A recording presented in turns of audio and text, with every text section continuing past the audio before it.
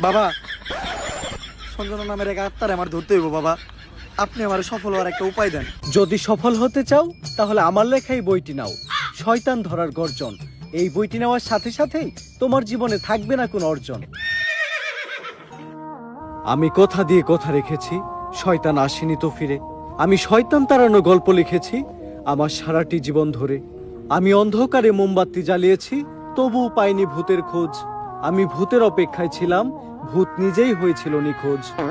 শয়তান ধরার গর্জন, পৃষ্ঠা নাম্বার চুদলিংপং। বাবা, এটা তো মন্ত্র না, ছন্দ কইলেন।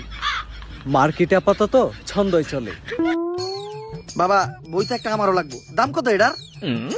মাত্র 1000 টাকা। 1000 টাকা দিয়ে আর কিনুম?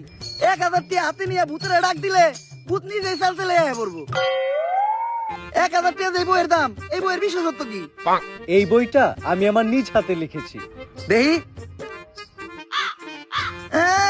হাতে এত খারাপ। দেহি এই বইয়ের প্রথম পৃষ্ঠায় কি লেখা?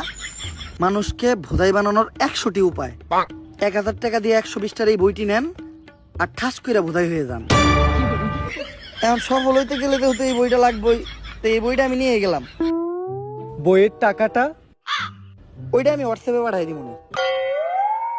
গুরু, আজকের থেকে আপনার লেখা এই বইটা পইরাই আমার শয়তান ধরার যাত্রা করলাম শুরু। শয়তান ধরার গর্জন, পৃষ্ঠা নাম্বার চুদলিংপং।